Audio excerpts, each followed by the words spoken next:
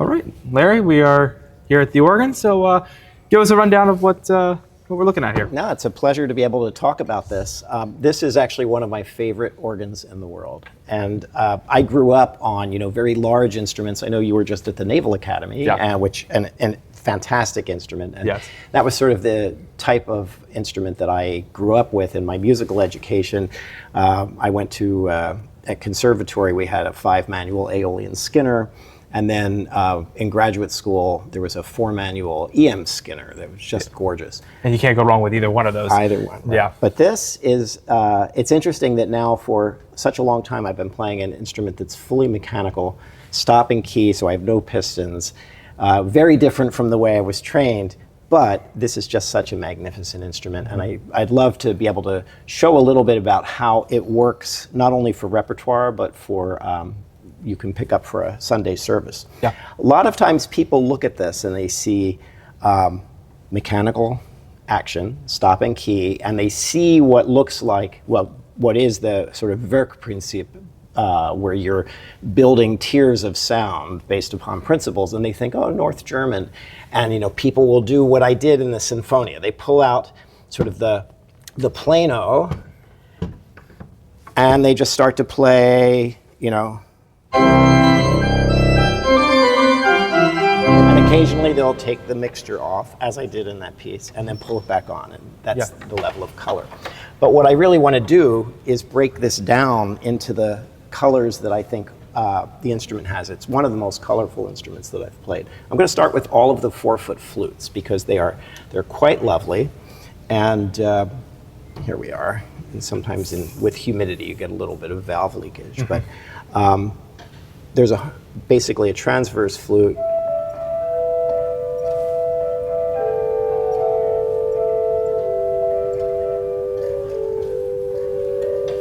On the swell,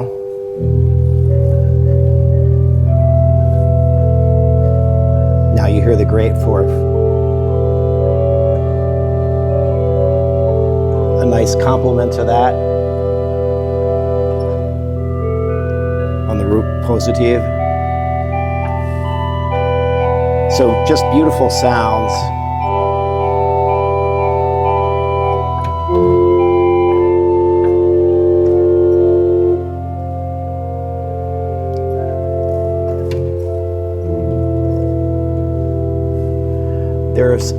There are ways to get a lot of solo color in this.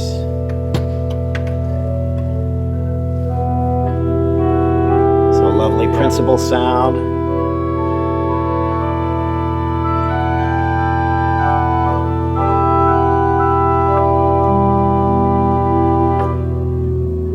The whole flute.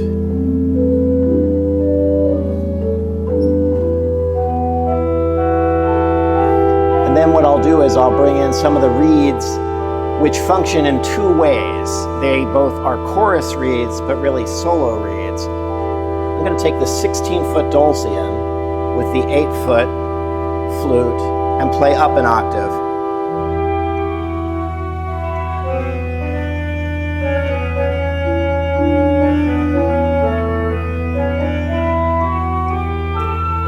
That's actually a nice counterpart to the crumhorn. Which you heard in the Yep.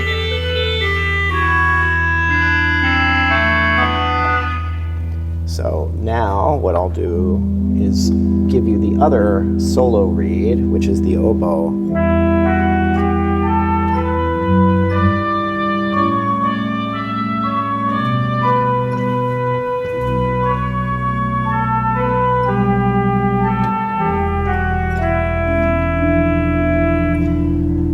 So I'll move away from the solo reeds.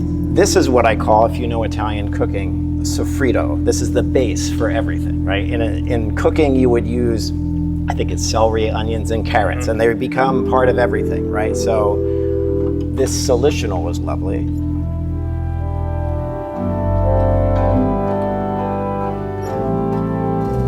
With the flute.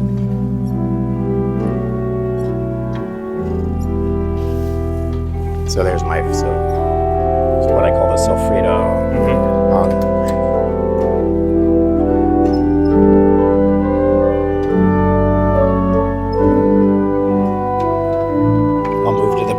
beautiful in the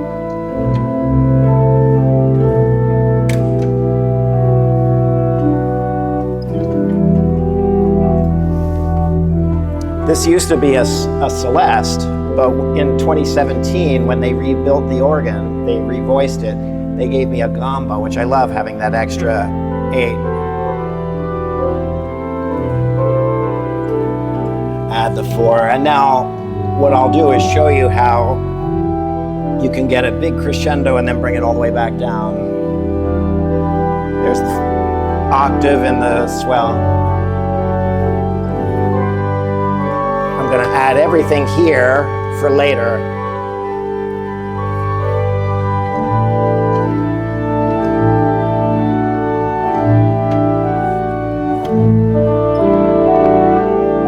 So you hear this wonderfully warm sound. Yeah.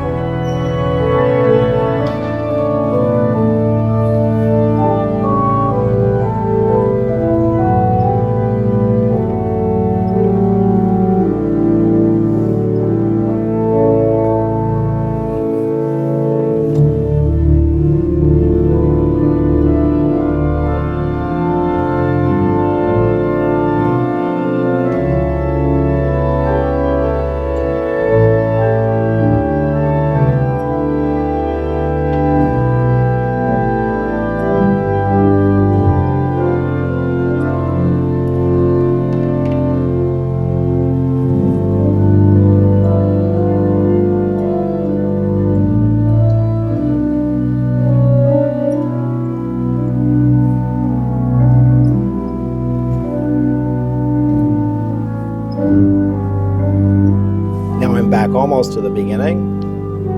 I'll separate these out.